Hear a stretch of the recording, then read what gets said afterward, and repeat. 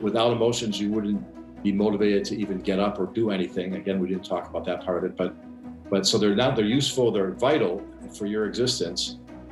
And so you should not fight them, but there are times when you should manage them and learn how to do that, and always be mindful and aware try to be aware of the emotions that you're feeling and how it's affecting your thinking. My guest today is Leonard Mlodinow. Leonard is a theoretical physicist and author recognized for groundbreaking discoveries in physics. He's the author of 11 books, of which 5 have become bestsellers. Conventional wisdom said that thinking and feeling are separate and opposing forces in our behavior. Leonard's latest book, Emotional: How Feelings Shape Our Thinking, flips the script on what we thought we knew about emotions. In his book, Leonard writes about the extraordinary advances in psychology and neuroscience that have proven emotions are as critical to our well-being as thinking. I recently sat down with Leonard, and we talked about how understanding our emotions can help us make sense of our frustration, fear, and anxiety, and lead to living a happier life. Leonard, thanks so much for being on the show. I greatly appreciate it. And I think what you wrote here, I read this book over the weekend.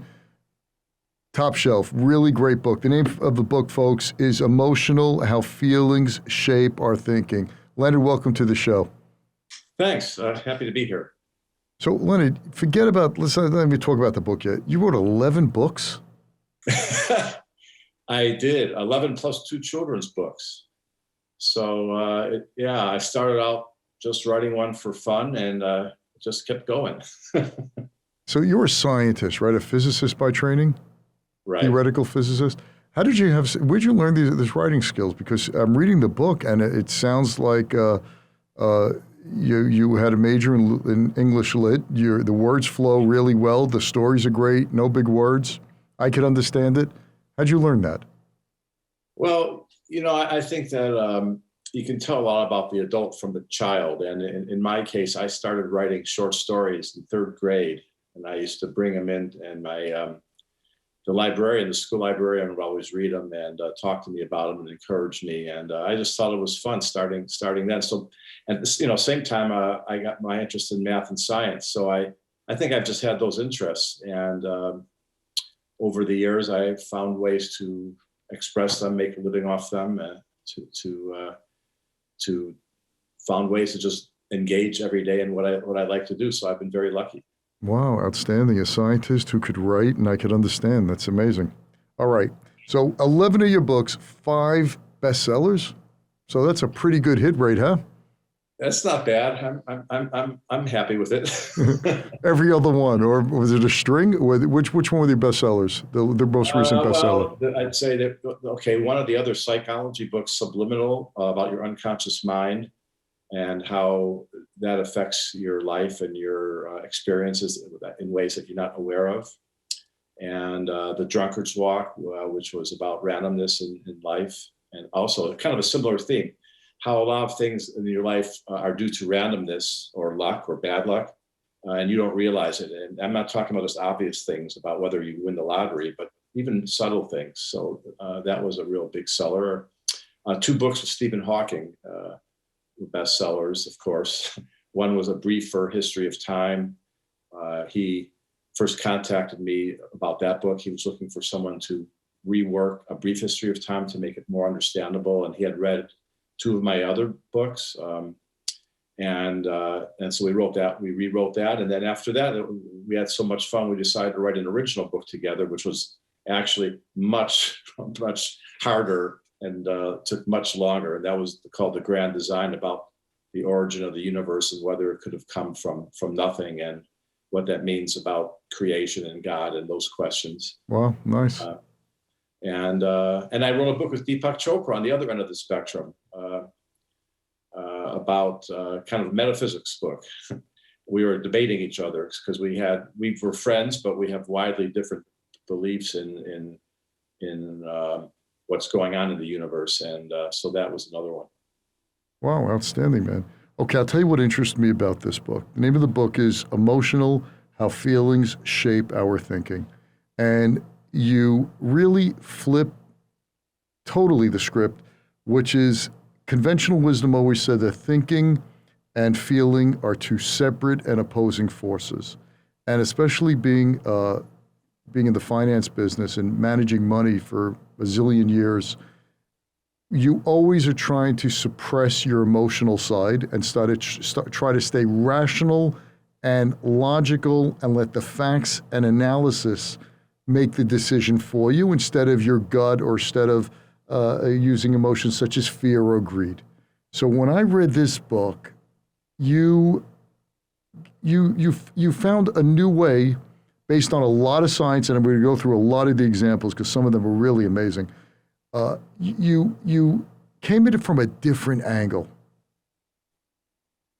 Yeah. In fact, you've covered several points that you just covered, and what you said are exactly the opposite of what I say you should do.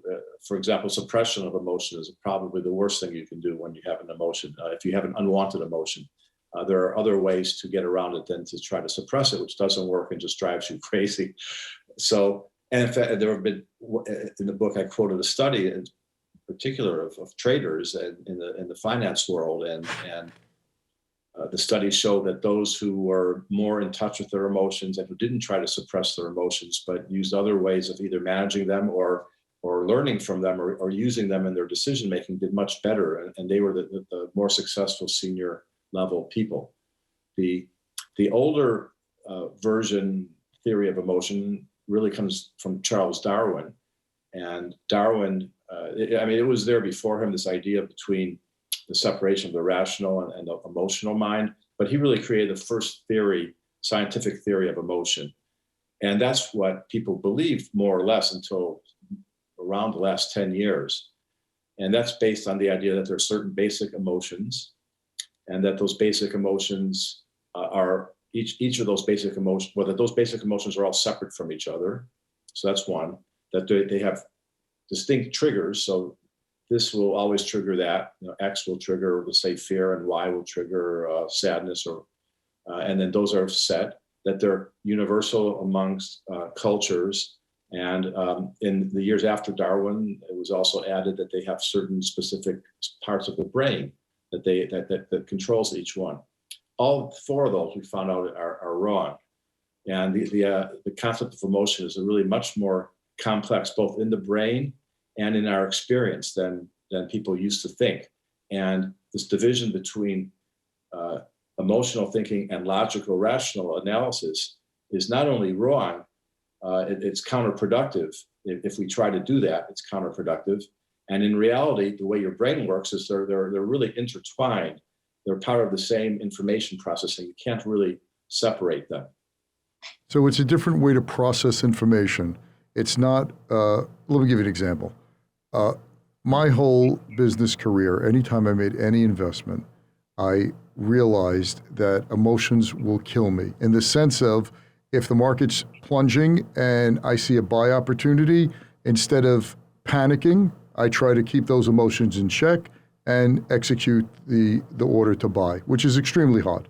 To go against your fear and greed. It's amygdala hijack. All of a sudden you just freak out. Okay, so you try to suppress that.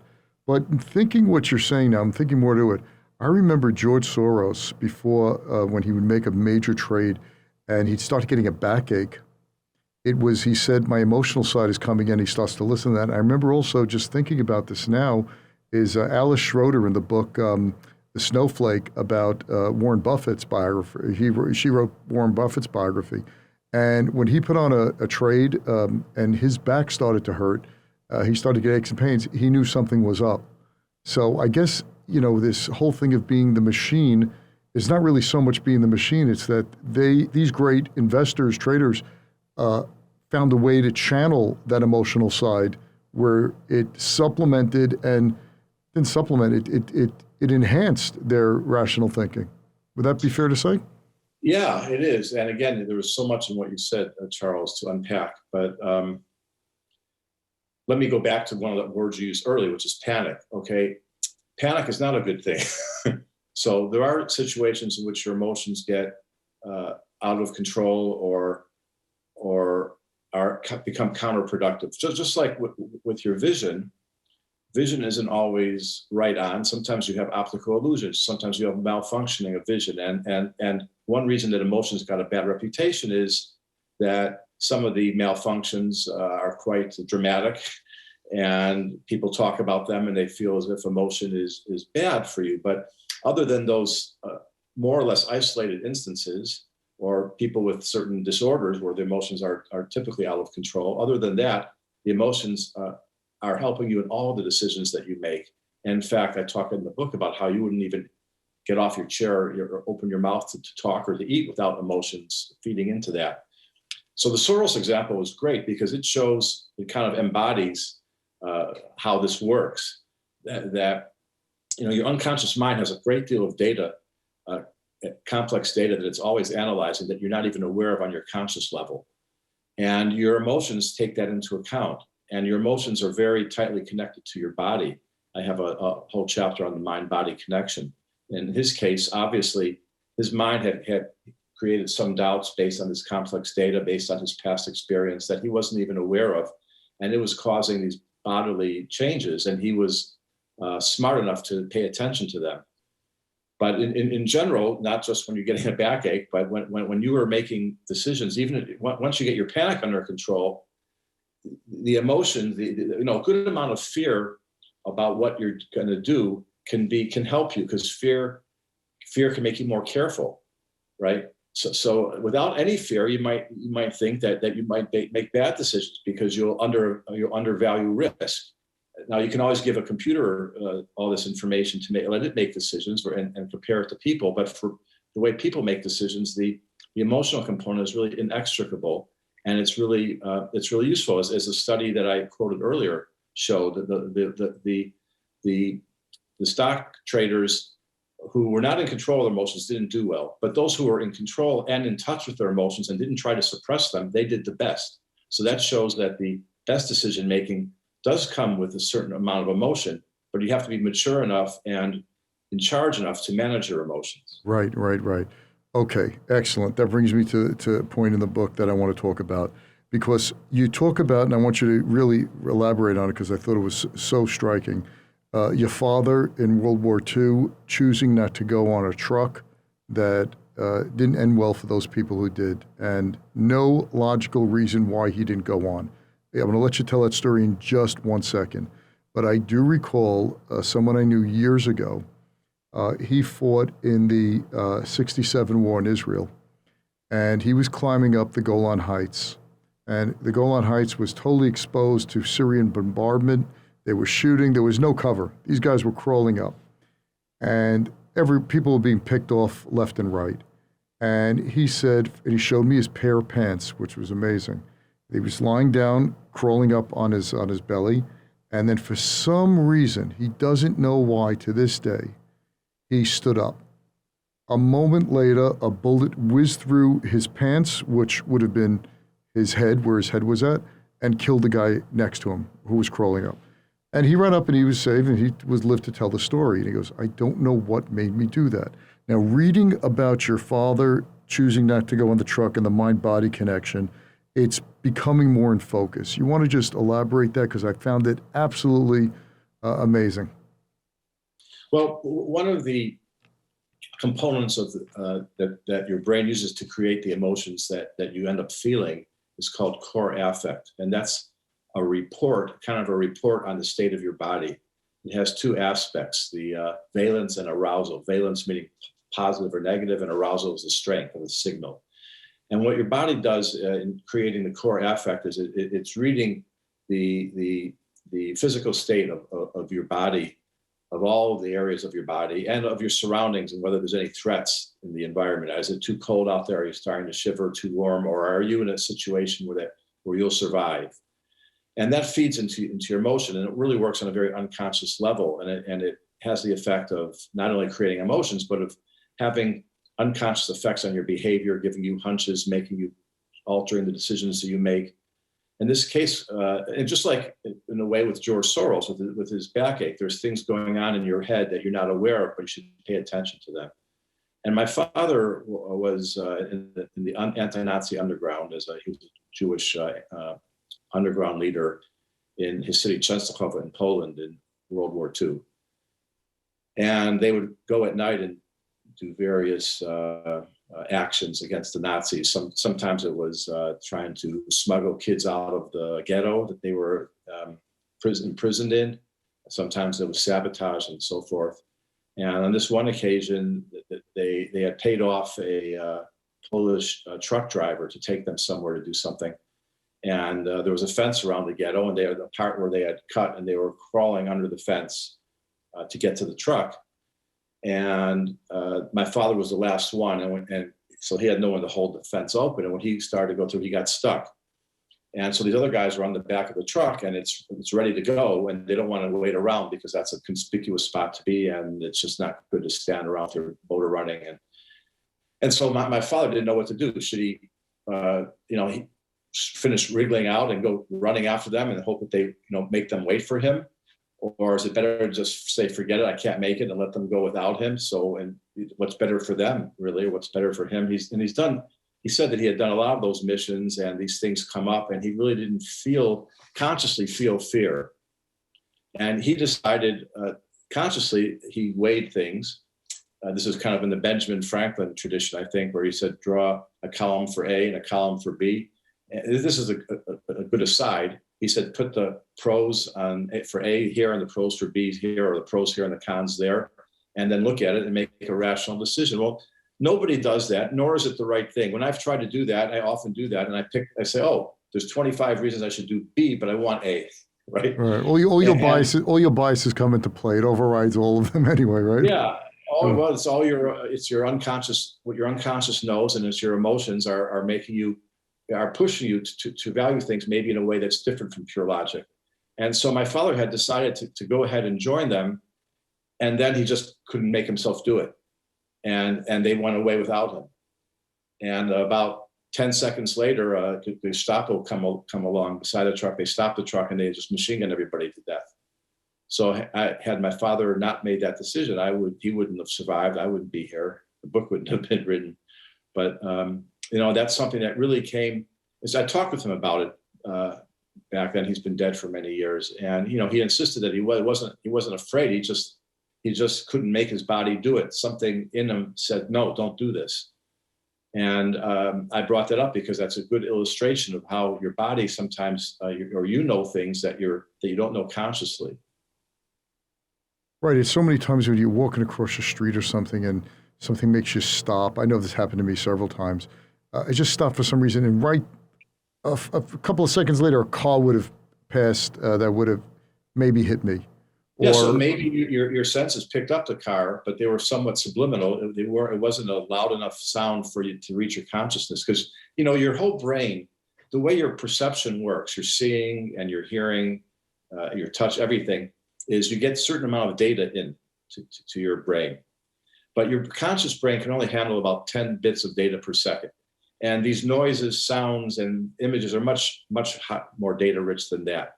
So what happens is your brain takes what it can, and it forms a picture that you perceive that's really not literally based on what's actually coming in. It has to fill in a lot of gaps.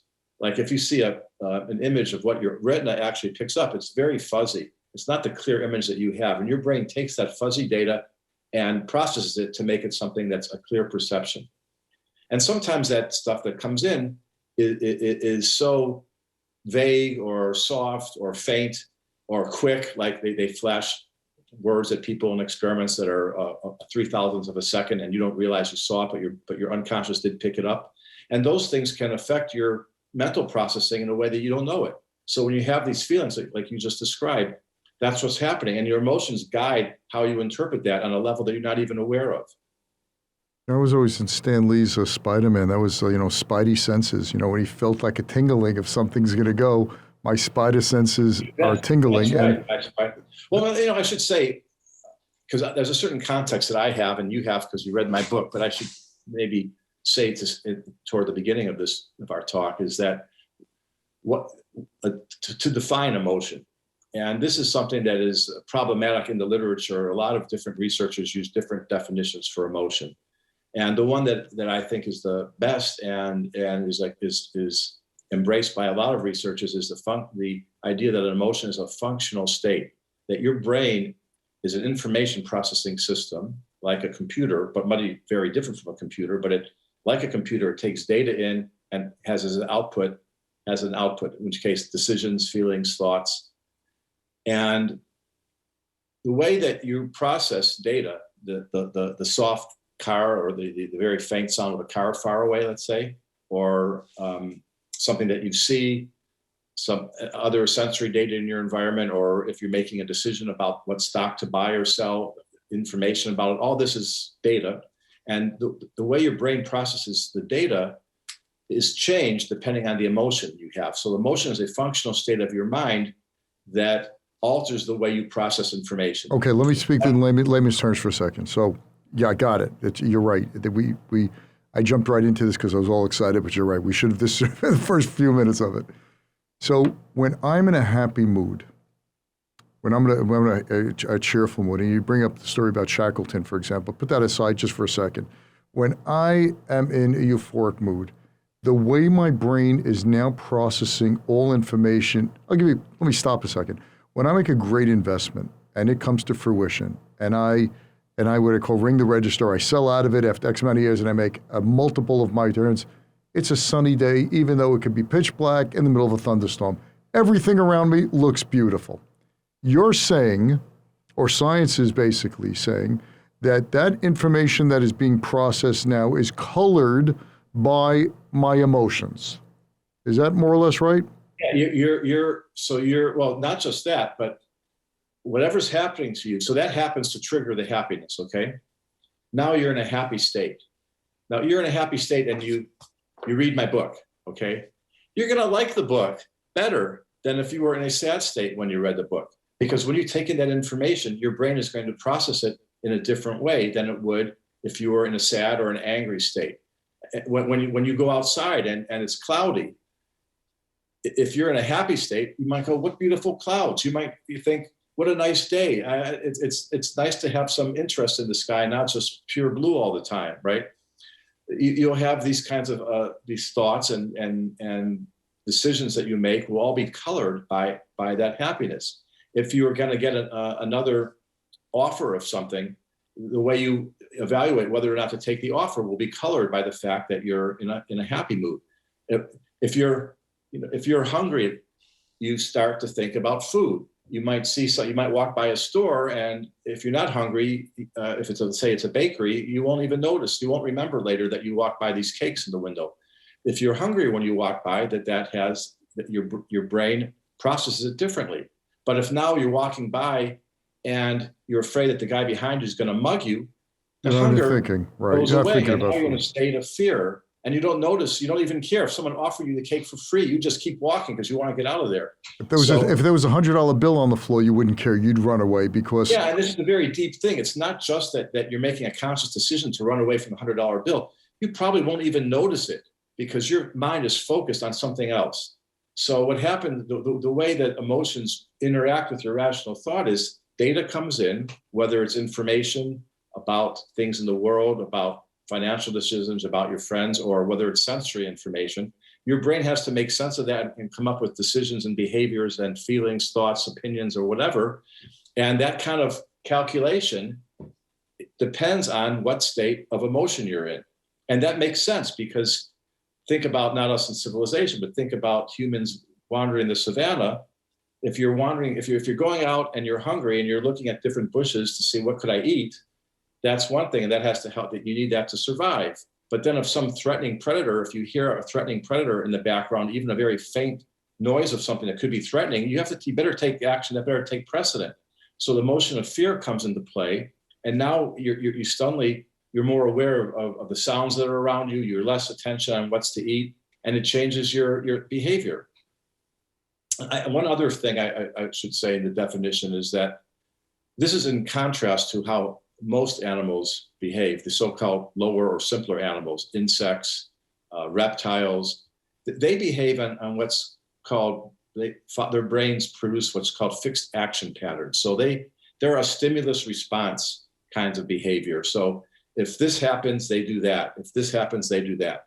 That they're programmed the way you might imagine, and the way people used to imagine programming a computer, a bunch of if-then statements that interact with each other to produce some kind of output or behavior. Okay, so that is a much inferior and more rigid way of behaving in the world than we humans or other primates have. Okay, hang on a second. Hang on. I want you to put a little color on this. Literally, you bring up in the book of this example of this program type or reflexive type of action with a certain fish that has a red underbelly, or when it sees a red underbelly.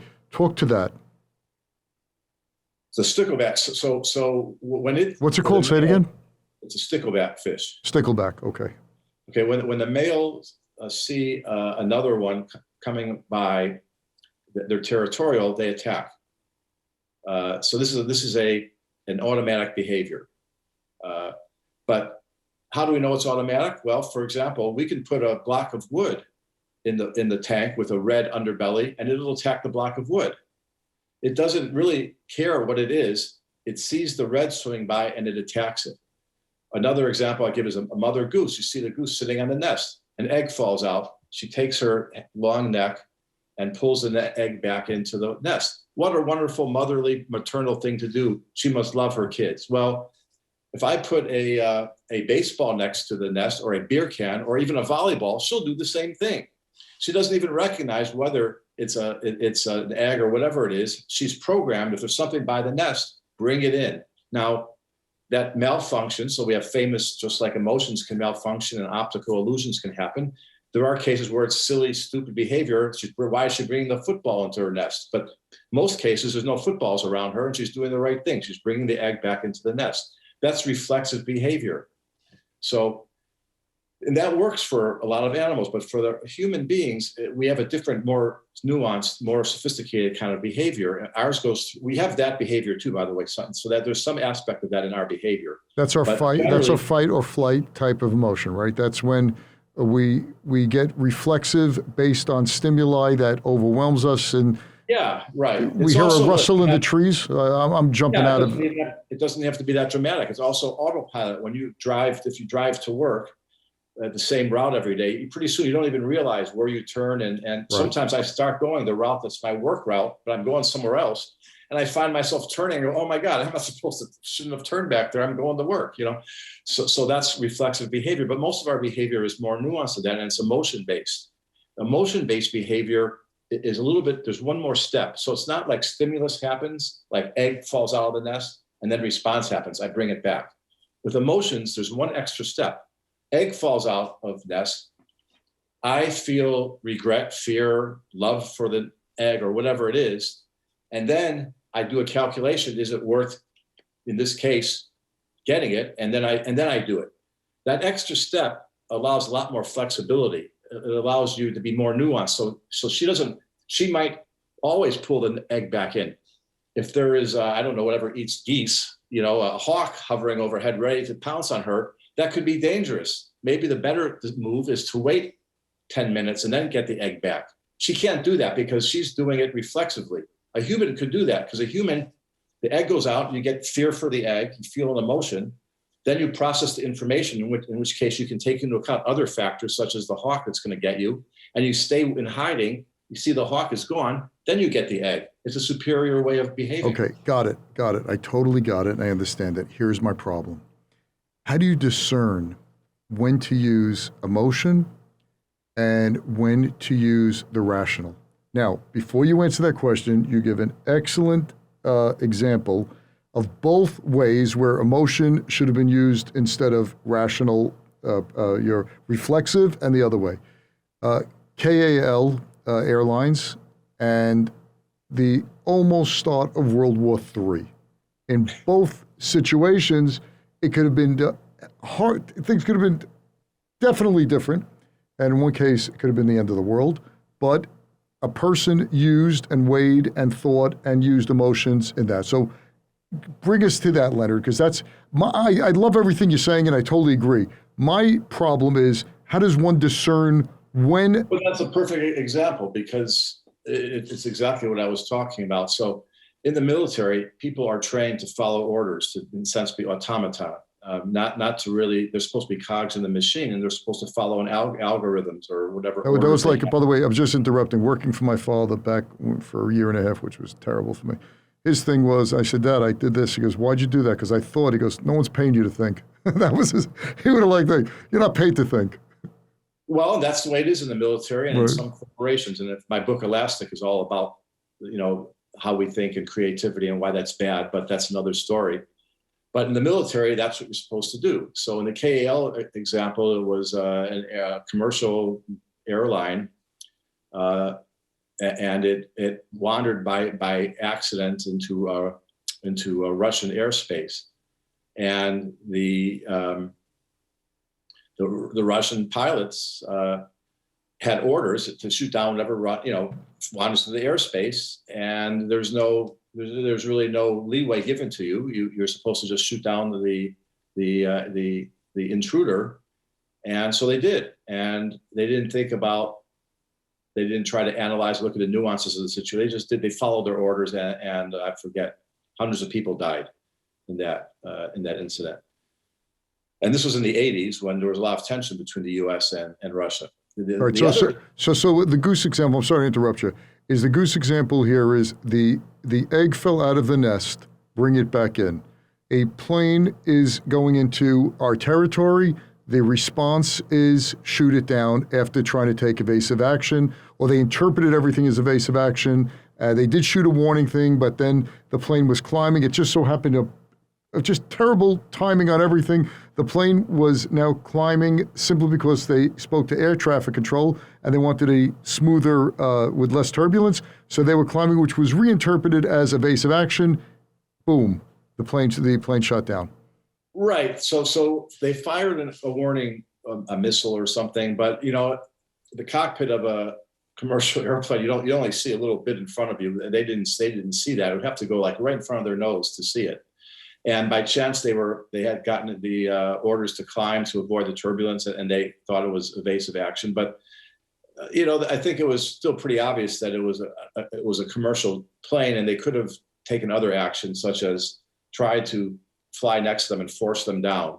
Do you remember when that actually happened? I remember in the UN, I think it was James Baker at the time, brilliantly put the television monitor of this transaction going between the Russian pilot and his air traffic right above where the Russian ambassador sat, the ambassador of the Soviet Union, right above him. It was brilliant. And you hear him give the order, not him, but the orders to go and shoot down the plane. It was just fascinating. That was a real big deal in the Cold. People don't remember that, but I think it was 83. Am I right? Somewhere around there, 82. Yeah, around there. Yeah. It was during the Cold War, and tensions were high all over. That was a bad situation. And I think I'm sorry. Go ahead. Well, I mean, there would have been ways taking the situation to probe a little further and not have any threat come to you from that. And they probably would have been able to have a peaceful resolution, but they didn't do that. Okay, so they followed orders. They did everything that was supposed to be. So their rational brain took over. The basic A, B, C. It was checklist. All the conditions are met. Fire on the aircraft.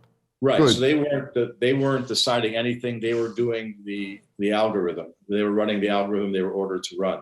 So they were just human parts of a machine. And the other case was another bizarre kind of accident, which was some sunlight hit something I forget where, and North Dakota. It was North Dakota. The sunlight hit the tops of the clouds over where where we keep our ballistic missiles, and it appeared on Soviet radar as if we launched, because the sun reflected off the clouds, as if we just launched a massive nuclear attack on the Soviet Union. Right, and so this guy's sitting in their bunker. And he's in charge, the duty officer in charge of reacting to this, and he had similar orders to the pilots. He was told that if this happens, then there's different checks and balances that the computers were running on this signal to make sure it's real. And his job was to push the button to launch a massive nuclear strike against the United States, and then to call the military brass and tell them what happened. And again, so this is a rigid, if he followed the rigid rules, he would have done that. And I think he said in interviews later that he thought most people would have done that. And he knew that if he didn't do that, and this was a real strike, that he was, I don't know, in some sense, letting his country down. I mean, it wouldn't have saved them from the missiles that hit anyway, but he would have been a big traitor, allowing the US to destroy his country, I suppose, without retaliation. And because he did follow his emotions, he did what he first thing that he did was he made the decision to take the decision on himself and not be a cog in the machine. So now there's a human element entered into this algorithm, and the human element having the emotion of fear, of valuing human life and being afraid of taking so many lives wrongly, made a different decision to wait. And he reported instead that there was a malfunction.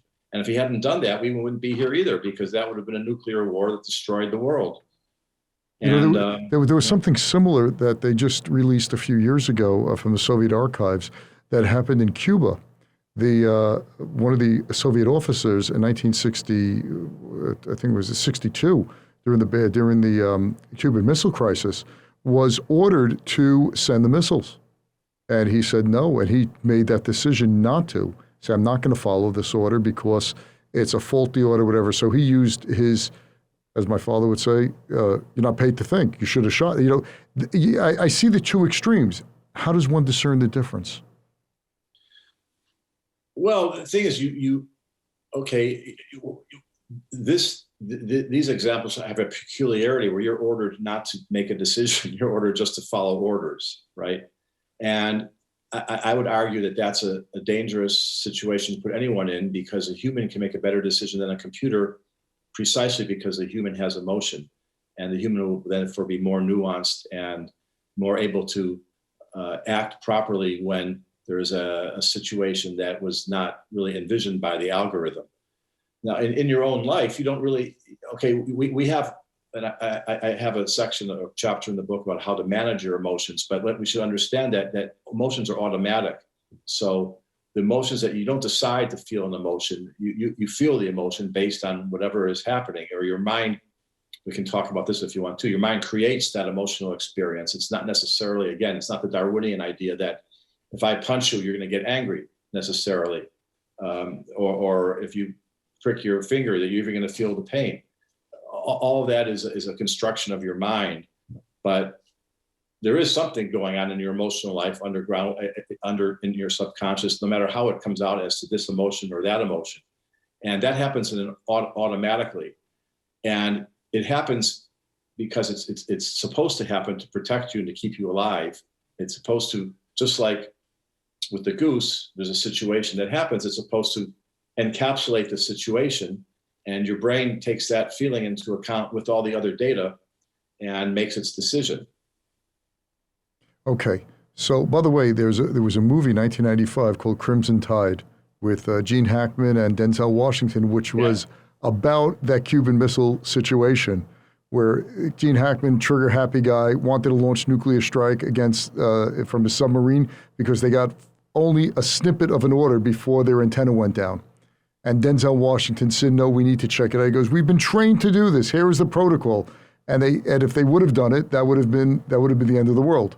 So I think so, you know, when I make an investment decision, when I do all my analysis about buying a company, buying a stock, I go through my checklist because I know that we're going to take shortcuts. I know we're human and we're going to start to use our biases, so I try to cut away from that.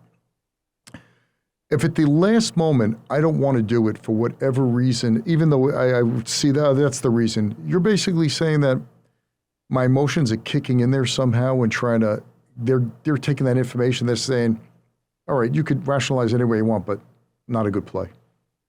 Yeah, that is... those kinds of hunches are based on your feelings, on your inner feelings. And you already made the rational decision, and now something's telling you not to do it, right? That's because there's some other processing going on that you're not aware of. I mean, it's not always right, but I think most people would find, if they look back, that their hunches are right more often than not. So it's really putting yourself in because I like to quantify everything, which I don't think this is quantifiable, but where when you have a strong hunch or a gut about something, usually go with that because based on what you were saying before, Leonard, is your brain is processing all of this information. Your rational brain is bringing in only a fraction, was it 10 bits per second or something? And your emotions just basically, Spider-Man, they're giving you spider sense and telling you, this is not good. I'm still struggling with how do I listen to that? How do I know when it's right and I should be overriding my process and when I should be standing down? Well, you can't know in advance. So, there's no decision-making machine that's 100% correct. So you take your chances either way. But I think you're generally better off listening to your emotions, listening to your hunches, at least taking them seriously. And, rather than using pure reason. They've done studies about, like, here's an example. They did a study where they divided their subjects into two groups, and they showed both groups a lot of data about a car. And I don't know, the different aspects of the car. And I'm not that into cars, so I wouldn't exactly know how to appreciate the data they're showing them, but they were supposed to decide which car. There were two different cars, actually, which car is a better buy. And I guess they arranged it so that there was a correct answer. It's not just, I like this one better. So, but it was complicated data they were supposed to peruse through. In one group, they showed them all the data, and then they said, take 10 minutes to deliberate, do your Ben Franklin list, A versus B or whatever, and come up with an answer. And the other group, they had them do anagrams or something for 10 minutes. So they couldn't think about it, but their unconscious mind was still working on it. And in the end, they all made their choices, and the ones who weren't thinking about it did better than the ones who were, at least when the data was complex. And then they did another trial where it was pretty simple, and then the other group did better. So, it's when complex data, I'm not sure actually if they did better or they did the same, but the point of the study was that when the data is complex enough, your unconscious mind is doing a better job than your conscious mind. Now, if the people in the think about it situation didn't just think about it, but kind of, like chilled, meditated, and let it percolate without thinking about it, they may have come to the same conclusion. So they would have had the hunch or whatever that explained that told them what the right answer was. But if you're just putting the A versus B, and you're not paying attention to your feelings, then you're going to often get the wrong answer. There's another kind of effect. I don't know if you've ever had this in, like, let's say in a trivial situation, do I want the steak or the fish? I can't decide. Okay. And I'm thinking, well, I want the steak because of blah, blah, blah. I want the fish because it's healthier, because I had steak, I had steak yesterday, so I better get the fish. I have all these reasons. And then the waiter comes and you're about to order, and you switch. About to say fish, the word steak comes out, because all those reasons don't matter. You really want the steak. So just like my dad with the fence, just go with it, because that's what you really want. And your brain knows that, but consciously your logic doesn't know that. Yeah. Or people always say to the waiter, what do you suggest? Yeah. And it's always like the steak. Well, yeah, that's what I'm going to get then, but that's what you originally want. Me, I'm easy. I go to a restaurant, I order the same thing all the time, so I don't have to think. My wife, on the other hand, and I know she's going to listen to this podcast, but I say this in all complimentary. It's beautiful how she spends so much time with the waiter explaining everything. And then basically says, what do you think? What's better? Me, I just, whatever I had there 40 times before, I stay the same. Because I know there's too many biases. I realize that we're so influenced by so many things. And I want to talk about one of the studies here, which was absolutely amazing. And I learned something else from your book. A lot of these sociologists and behavioral scientists are crazy people to come up with insane experiments about, there's one that they did surgery and took out things as a placebo thing, which they didn't do anything, but they did surgery. A lot of these they did in 1950s and 60s, they'd be shot today. They'd go to jail. They're in such immoral things.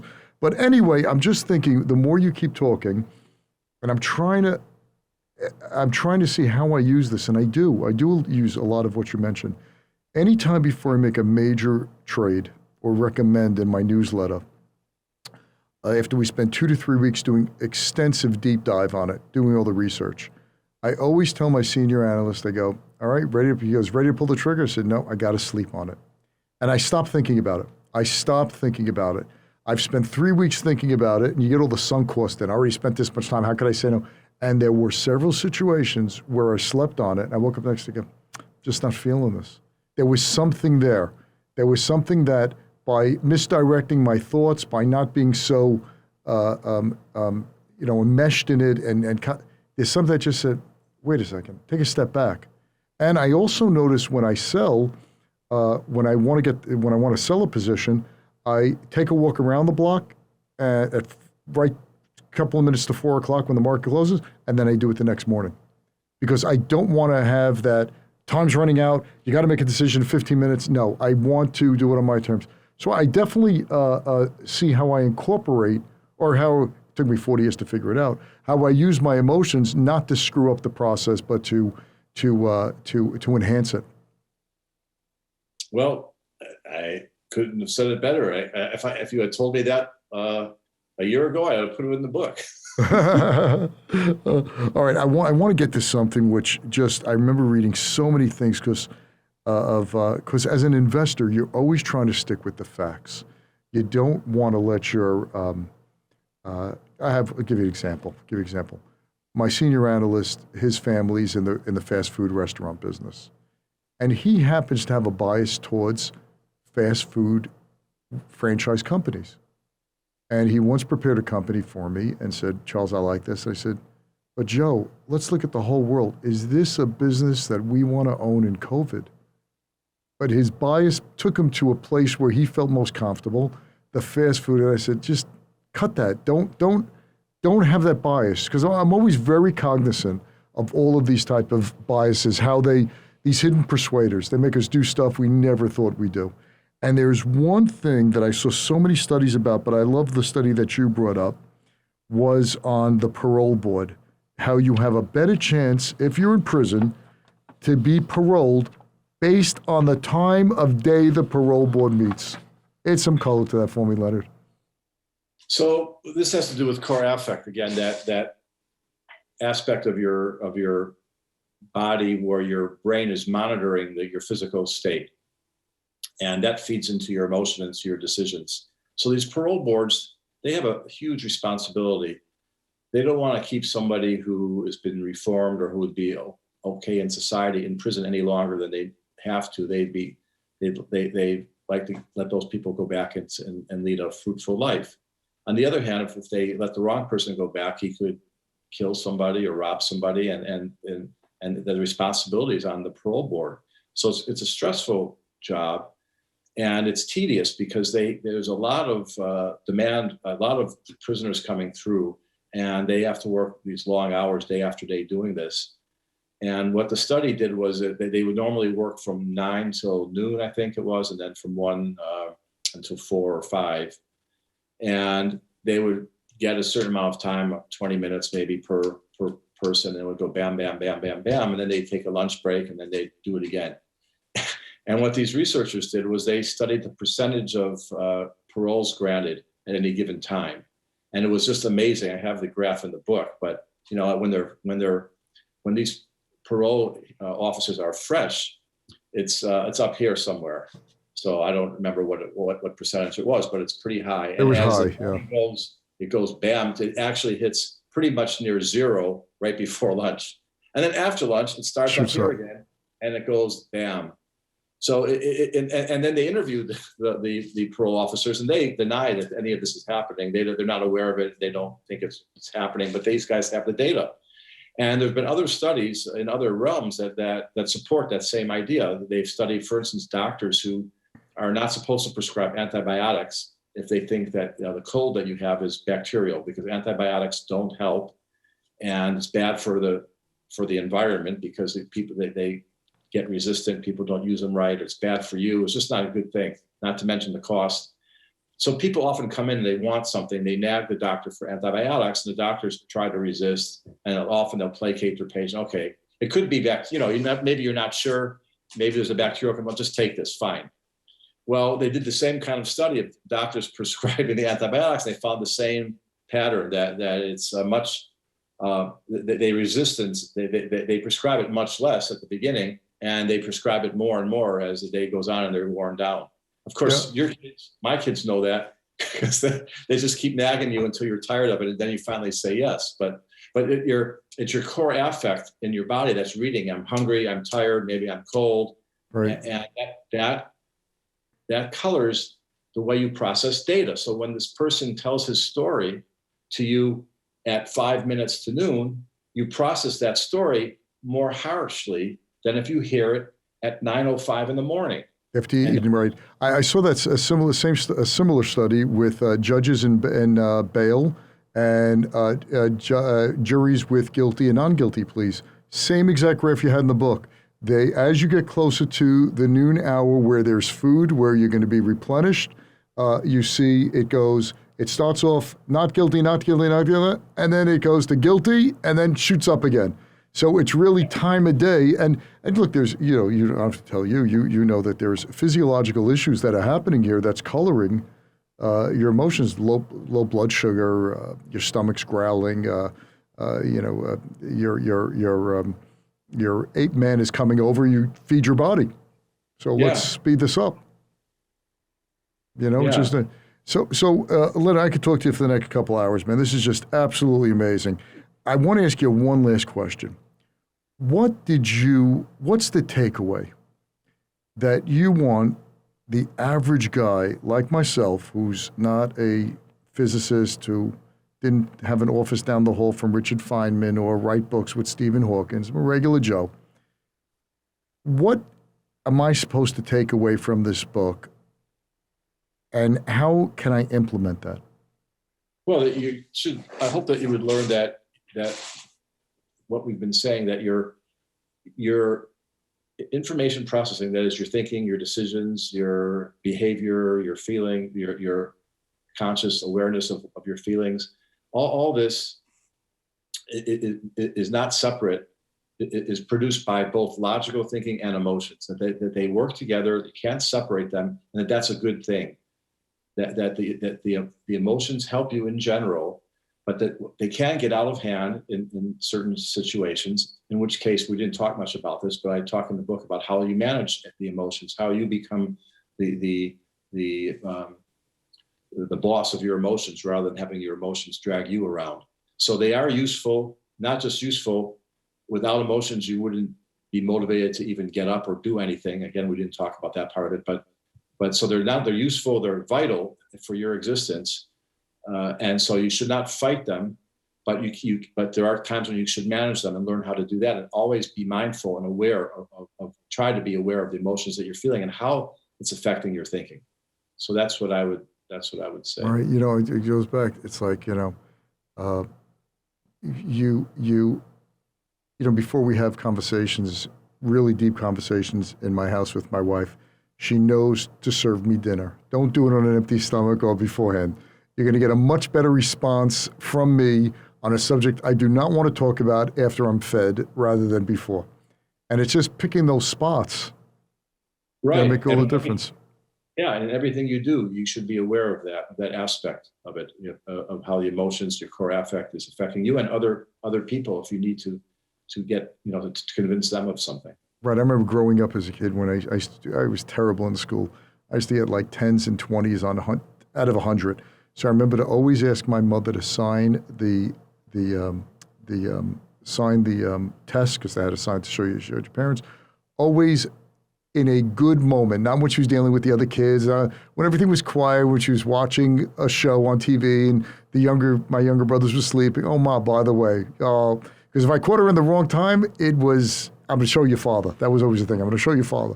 But you learn that. You just pick your spots. And look, people who go for their boss for a raise or speak to a client, you're going to pick your spots. And those spots that you're picking are not random. You already figured that out. Right. And then those who do best in business, and I think in their personal lives too, the people who are leaders and more charismatic, they're more aware of the, they're more sensitive to them. I think that's it. It's not what I want.